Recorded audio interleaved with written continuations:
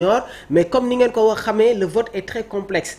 Le vote est très complexe et attitude du joueur bi daf siy jouer donc lundi incha allah dinañ si def une édition spéciale comme ça yéen tamit dinañ leen permettre ngeen dugg woote joxe seen ay réaction Aminata Guène bof voilà tu suis l'actualité sportive donc Sport Live 221 ñi ngi ibbi li nga xamante ne moom mooy mi ngi leen di ibbil seen bunt pour que vous veniez aussi participer au débat fii ci biir studio. Alors le duel d'Al Hilal ak Al Ahli surnommé le duel des Lions pour la présence d'internationaux sénégalais dans les deux équipes war nañ ko football tey ce sera à partir de 18h à Riyad au stade de Al Inma Bank à King Abdullah Sport City. Donc ce match nag comptant pour la Ligue Pro d'Arabie Saoudite oppose deux clubs de haut niveau du championnat saoudien. Les deux équipes sont en forme offensive, Al Ahli ayant marqué 12 buts lors de ses 5 derniers matchs tandis qu'Al Hilal jamono ji nag ñi ngi resté une équipe redoutable avec un bon historique face à son rival. Donc Al Ahli est invaincu à domicile sur 12 de ses 13 derniers matchs tandis que Al Hilal impressionne souvent en attaque à l'extérieur. Donc les deux clubs affichent un niveau similaire en ce début de saison avec chacun une victoire et un match nul. Sur le plan sportif, ce duel est très attendu non seulement pour la rivalité entre ces deux géants du football saoudien mais aussi pour le duel indirect entre les Lions sénégalais présents dans les deux effectifs muy Kalidou Koulibaly ak ki nga xamante ne mooy Edouard Mendy. De l'autre côté, on aura le capitaine de l'équipe nationale du Sénégal et le gardien Edouard Mendy bi nga xamante ne il a fait de très belles prestations ci trêve bi. Donc match boo xamante ne di ngeen ko mën seetaan aujourd'hui à partir de 18h. Gis ngeen actuellement le championnat saoudien mi ngi atteindre un niveau exceptionnel loolu moo tax gis ngeen ay joueurs yu bëri dem nañu di rejoindre bii les championnats. Cette équipe d'Al Hilal nag quasiment voilà dans leurs effectifs am nañu de très bons joueurs. Déjà y a Yacine Bono, Théo Hernandez nekk international français jóge ci équipe bi di AC Milan mi ngi ci bi la équipe, Joao Cancelo Manchester City, FC Barcelone, Kalidou Koulibaly, donc Al Boulaye mu nekk un international saoudien, donc Milinkovic Savic nekk international serbe passé par la Lazio de Rome. Il y a le milieu de terrain du Portugal Ruben Neves, Malcolm Kano Al-Dawsari, donc Marcos Leonardo, un ancien joueur du Benfica, Darwin Núñez bu jógee fi nga xamante ne moom mooy Liverpool, Caio César, donc et d'autres joueurs yi nga xamante ne ñi ngi si biir effectif. Neymar fii la nekkoon avant muy dem fële nga xamante ne moom mooy ca Santos. Donc gis ngeen l'équipe voilà bi nga xamante ne moom la Kalidou Koulibaly di jouer. Ils ont de très grands joueurs. De l'autre côté, Edouard Mendy ci équipe bi nga xamante ne moom mooy Al Ahli, donc Roger Ibanez, un ancien joueur de l'AS Rome, Demiral moom itamit ngeen xàmmee ko mu nekk un international turc passé par le championnat italien. Donc am ngeen aussi des joueurs comme Enzo Milo nekkoon ancien milieu offensif ci équipe bii di Stuttgart, Franck Kessié moom itamit nekkoon un ancien joueur du FC Barcelone passé par le Milan AC, international ivoirien, Riyad Mahrez Galeno nekk international brésilien passé par le FC Porto, Ivan Toney en provenance de Brentford.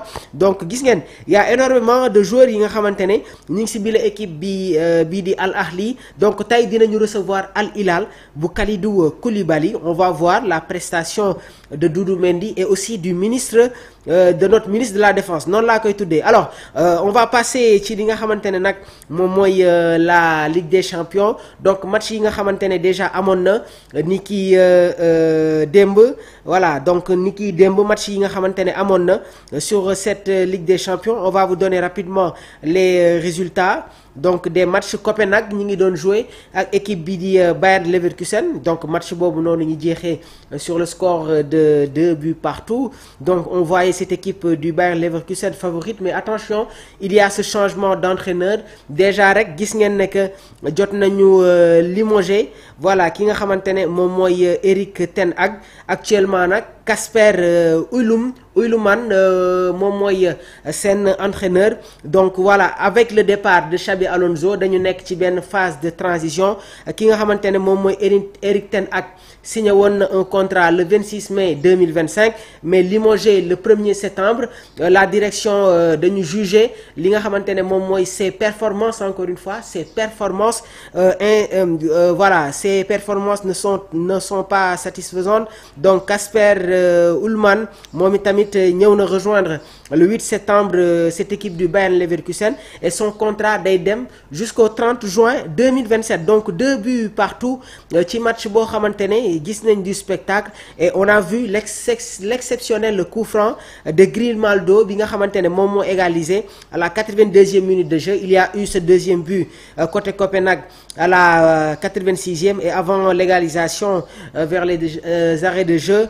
Donc côté voilà Copenhague, donc 2 buts partout. Copenhague suñ ko waxee suñu xel day dem ci Dame Doye, nekkoon un international sénégalais, nekkoon un excellent joueur avant-centre, polyvalent, capable d'évoluer comme numéro 10 sur les côtés. On se rappelle de l'élégance de Dame Doye, un joueur très élégant. waaye tamit suñu waxee Dame Doye suñu xel day dem ci Ousmane Ndoye, ancien numéro 10 de l'équipe nationale du Sénégal bi nga xamante ne sax actuellement jot na lancé li nga xamante ne moom mooy son académie. Gis ngeen jeunes yi nga xamante ne mi ngi leen di former. Donc on a besoin aussi de voir les anciens joueurs de l'équipe nationale du Sénégal ñu ñëw servir seen dëkk à travers la création si ay académie. Kalidou Koulibaly gis ngeen ne que lancé na benn académie. Sadio Mané moom tamit mi ngi ci bile voie. Donc FC Bourges bi nga xamante ne tamit carrément tey ji voilà ay joueurs yu bëri bëgg nañu dem intégrer bile club.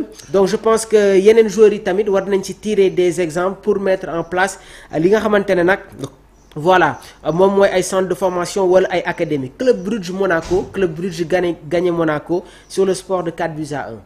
Une défaite boo xamante ne xaaruñu ko woon côté monégasque. Il y a eu la titularisation de Lamine Camara. Voilà, donc moom sax ils n'ont pas eu de très bonnes notes. Lamine Camara a eu une note de 5,3. Crépin Diatta ne fait pas partie des joueurs sénégalais yi nga xamante ne retenir nañ leen sur cette Ligue des Champions.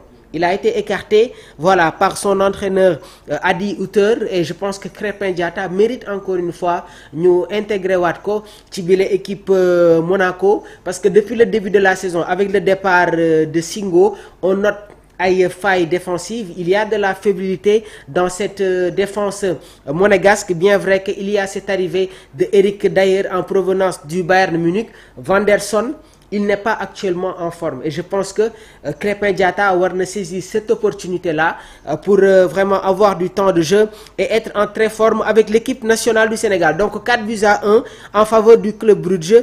Beneen match bi mi ngi doon opposé Sporting ak le Caïra Almaty. Sporting gagné sur le score de 4-1. L'Eintracht Francfort doon football ak équipe bi di Galatasaray. On va s'arrêter là un peu. 8e minute de jeu. Le capitaine de cette équipe de Galatasaray muy Younous Akgoun moom moo dugal le premier but à la 8e minute sur une passe de Leroy Sané. Leroy Sané nekkoon ancien joueur ci équipe bi nga xamante ne moom mooy Bayern Munich, passé par Manchester City. Il a délivré la première passe. Donc Galatasaray était sur une bonne voie, mais qu'est-ce qui va se passer? Match boobu ñu jeexee sur le score de 5-1 et Galatasaray si seen effectif dañu am ay joueurs yi nga xamante ne am nañu expérience et durant ce mercato ils se sont beaucoup renforcés. Déjà il y a Sanchez nekk un international colombien. Davinson Sanchez Mina, passé par cette équipe de Tottenham.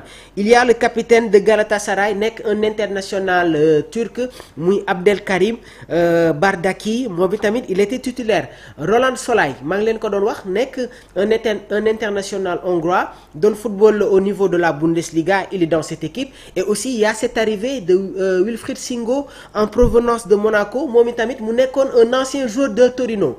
Donc avant muy ñëw Monaco, Singo Torino la nekkoon, moom tamit mu nekk un défenseur athlétique très polyvalent, capable d'évoluer au niveau de la charnière centrale ak arrière droit. L'international sénégalais qui porte le numéro 4 de Galatasaray, Ismail Jacobs, moom tamit hier il n'était pas titulaire.